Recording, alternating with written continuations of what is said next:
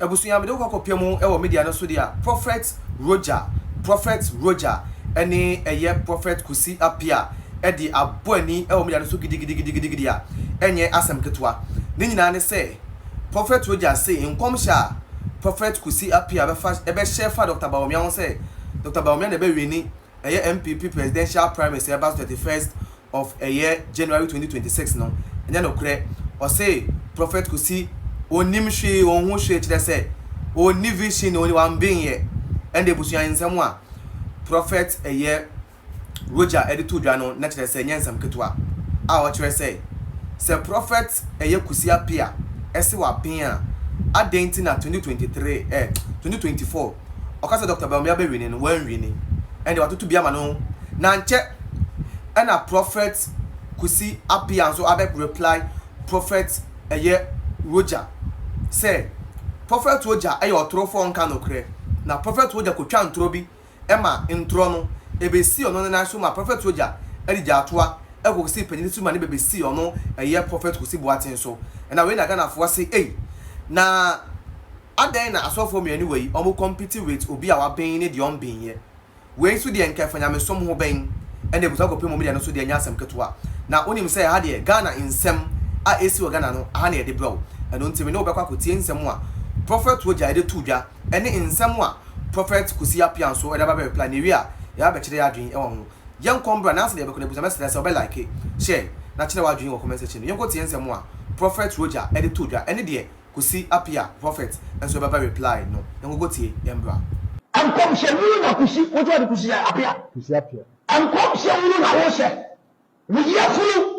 wo yefunu na ho de nam Ghana fo nyina obi bia se anope mi chia obi a nse anope ya na minya video a kire se Kwadwo ambassador awo enjoy fe koye odifo Roja interview odidi matem se me fake me di mafune me da Roja se me mo ni dinda me nimu no obi a me ye fake no e na okoka mamponten hina sema ye disi me so me na odekosi ona bo afriye eni ande mo so a me ko ahimfi a sabi me ne kosia na na penka mo ne mpanifo esi me so ye nkan mie mpo a ye drum pempen so se ye ko huna na mamponten na afi ku da to akobu nkotodwe wonenim to asime ye fake me de mafune na ma odi da to asen eni sika sen ne breme na mu musa ne se wono na osonyo no odi na fune nam no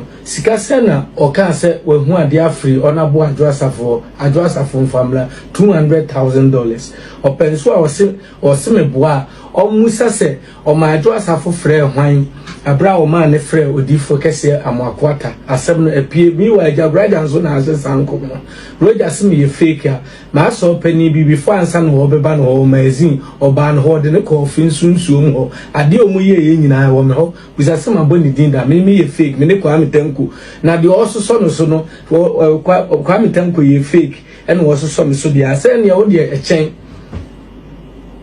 me ye fake wo na do afu na ma okọ Kennedy ho no na wa baba omia campo abeka se Kennedy nya ba omia ne benya no a wo timiko chantro se wo pese o dane ba omia ba e ma ba omia nya omuma wo oil bi e 3.5 billion me ye fake and I Usman Grofo mo ba ma soro no me ye fake meta say me ni we ka tire wo so abia me se santen hena ye be yi no santen ma ye be yi no me begina wo na me ye so abegina wo free abrochire ba ka de akonya owura dan mu obesom one afa me tro challenge ama wo so abia o ma ye nyina ye nkosensan na ye nsen ma police force ye mfatu interest no ye nto ni hwedi obewu ni hu de wapen wo gya wo ni musa wo ye kotoko adwuma wo be mu ma hwe no wo de cap ne brew unima chama solomu ko buso mu se kotoko wana sebi me ka hu bi na break ka hu bi malam shaibu ka hu bi sofu ata ka hu bi sofu kwa aten sanko fa ka hu bi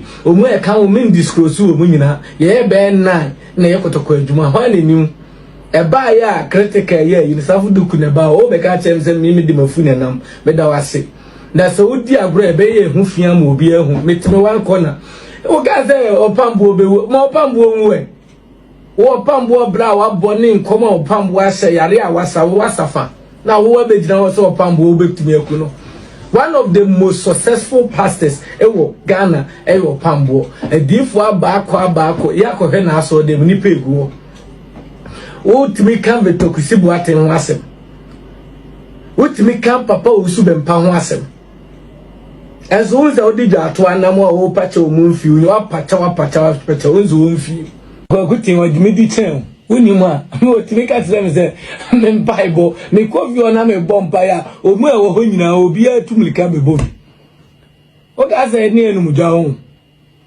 obi amakwa senkomo ama opa ya busa ona bo Philip no hobi ko busa Blampa ko busa Kwame Tanko ko busa Nana Samwa ko busa Mapo makwa senkomo obi o ami ache Milan Cruiser o di mi di agro o di mi di chen tu di mo muso so me nko enji hobi me nya ma adu se me ko hobi me nko hobi etu yeso so na wonya wa ye na wo ya yire ho ye ukoye na obi ehun so ye settings wa so dem oda wo ye watch night wo flow obi say o disika boni abeto ayi mu nyina boys na ebo oni ma ni nyina ye menkula o ya za obi ehun ti me menzo so o ya za ozimi ye fake mi di mafu na ampa ye fake be o de o ya za obi ehun so ya za ugodu samu bepie wa behun ugodu samu ma wa didi o mu god ebepie untimi ntina ha ntina wo ade ntina abezo odwane konkran timi de wasi ha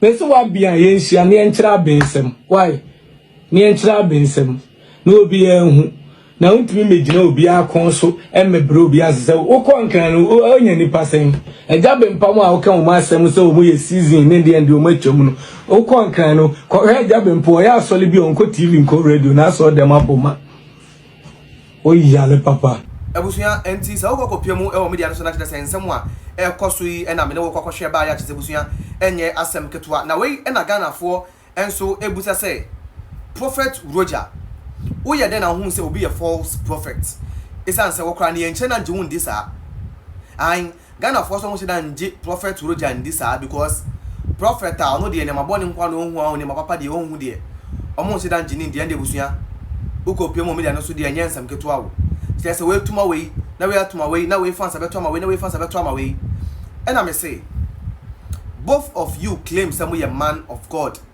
nyakopon na afrem a moka nyakopon asem eti se nyakopon na afrem na moka nyakopon asem a aden na moko and then ho potin na moko because as nyakopon emma de I don't know, I don't see the reason why it's here.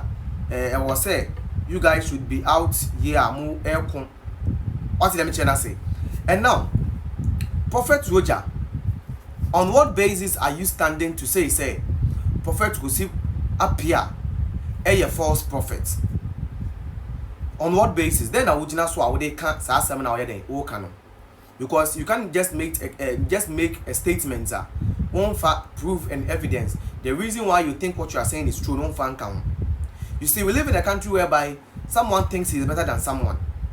Someone thinks he sees more than someone. Someone can also wake up and tell you, Prophet Roja, that you are also a false prophet. Someone can also tell you that because sometimes I even say you're a prophet of doom because you always see the bad side, you don't see the good side. You always see the bad things, you don't see the good things. And sometimes I sit down and ask myself, say, you are a prophet, a man of God. And as a man of God, you need to be saying things that it is going to impact people's life. Things that is going to help people. And yet in Yama always a day in Papamone in Tokwa, any own seminar ever.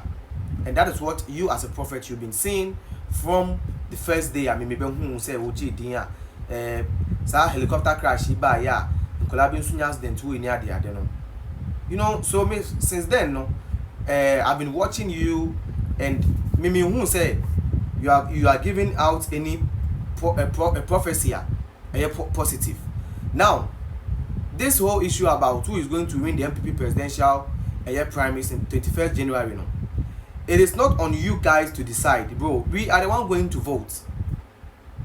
It is not on you people to decide. Me say David Ameka say about when wakoto no ebukwa na won NPP no to be won party card won delegate, right? And see, you don't have any right. So I better media so I catch you say this is the person I go upon see obey winning.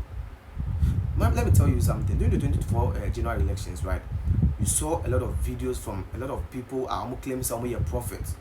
They came out and told us, say, Dr. Bawumia was going to win the election. In fact, there is people to the stance to me at the Bible, so Bible no for in other stains be how much say 7 book of Moses that they are came on the media. Ever be yes say Dr. Bawumia was going to win the election. At the end of the day, your election, Nankasani to Abaniwe. Now NPP lose, now Dr. Bawumia lose with almost 1.6 to 7 million votes. Now even say that in the issue of the country. So, say we be winning or being winning. It is not you people who is going to decide. It is the delegates are the ones on decide who is going to be the flag bearer. Even God can choose. But as man, man can choose something wrong, and it has happened before. It has happened before today, what we are experiencing today, because God chose Bawumia and the people choose Muhammad, and that's why we are suffering today. And see, I know say you people are trying to, let people know someone being here there. We understand, fine. We know one is competing with you guys, but you see, the fact say you guys be calling yourself out and claiming to win and all these stuff, no. They hear my being that